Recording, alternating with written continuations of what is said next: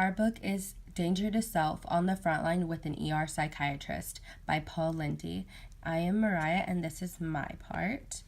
So my section starts out with the title The Jailer, and it's basically about the homeless community, and the author talks about how they're mostly brought in against their will.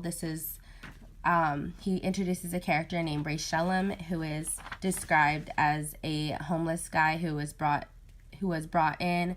He, doesn't seem like he's showered in a long time. He talks about how dirty and smelly he is, and how these patients are one of the worst that are brought in, mostly because of their inconvenience of not smelling good.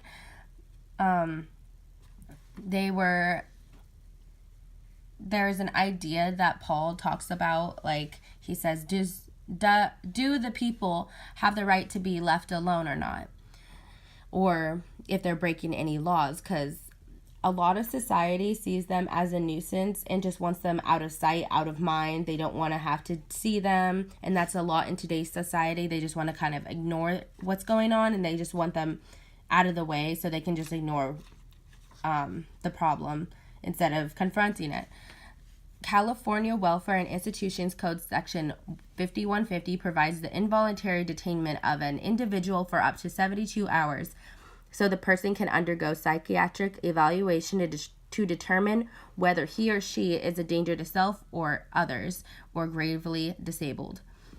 Paul Linde talks about how most homeless people are able to tell if they're suicidal or homicidal, but it's questionable whether they're disabled, because a lot of people go to the mindset of disabled as handicapped, where they're unable to walk or something like along those lines. But he defines disabled as a person who is unable to provide food, clothing, and shelter for himself or herself because of a psychiatric illness. So they go back to talking about how people like Ray aren't breaking the law by being out there, but people feel something should be done, because like I said, they feel like people like Ray who are homeless are just a nuisance. The hard part Ray talks about these patients is, he feels like psychiatrists now have the responsibility to maintain public safety, but this treatment costs money, and that's a lot of things that homeless people don't have, and they can't keep them forever, so it kind of there's no actual resolution to them. A quote he says, "If I were to have admit him, he would certainly be discharged in a few days, one way or the other. And despite a quick cleanup, he would once again most likely return to a life of dumpster diving." So this is one of the things with homelessness in our community, and in today's day and age, is we see them as non-human. We don't really pay attention, and a lot of them do have psychiatric probably illnesses that need to be taken care of, but it's so having all these people in the institutions would just overpopulate, and that's another problem that leads into my next slide, the jury. There's also situations like Rick Demerit, which is a character in the next section. There are people who are taken care of because they play the suicide card. So some people are really desperate to get into these lockups for certain reasons.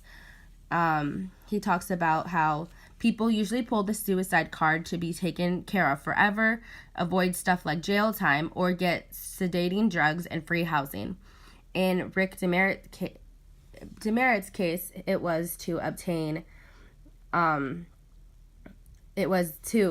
avoid jail time or something along those lines, because he had a court date and he wasn't wanting to show up. And so he seemed perfectly fine, kind of had this arrogant attitude like, oh, well, if I kill myself now, you guys got to keep me, right? But he was super normal, and he was acting completely fine, just kind of in a very sarcastic tone, like, well, I'm just going to kill myself, and then you guys have to keep me, right? But these people like him really do waste the psychiatrist's time, because we can't tell whether they are being serious or if they're not, because these take time from real patients that need help. But it's also hard because Paul Linde talks about how psychiatrists are liable to a degree. So if this guy, say they turned him away, but he did end up killing himself, it comes back on the hands of the psychiatrist who wrote him off and let him go.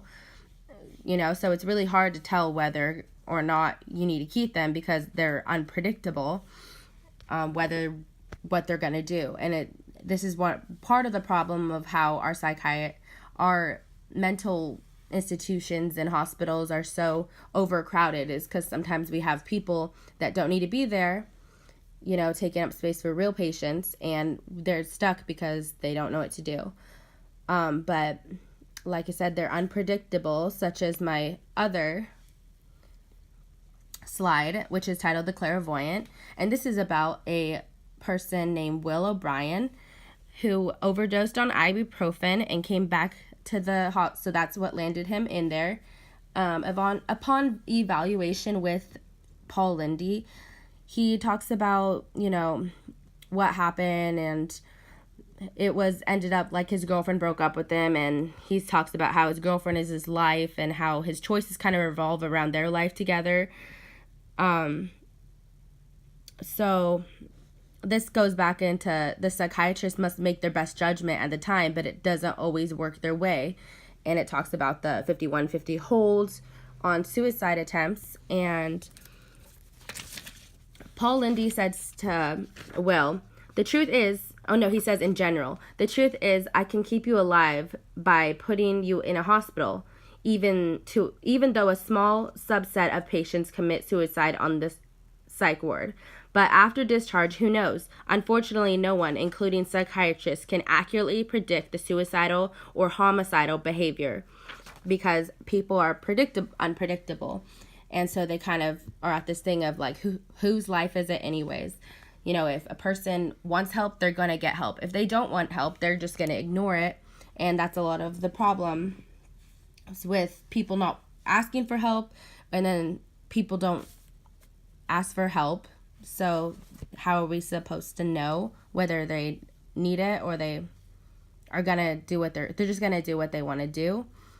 He talks about how no two suicides are the same. It's hard to judge what a person in question will do. Psychiatrists must make their own judgment calls. And I think that in our society, we have a lot of mental health things that don't get addressed, and we also still kind of see mental health as a taboo subject. People don't like to talk about it, so a lot of people don't confront what's really wrong. They just act, I'm okay, I don't need help, I don't want help, because we have this fear of if you come out with your mental health problems, you're going to get judged in some sort of way, you're going to be labeled as crazy. And I think that is a lot of why people don't seek help that they need.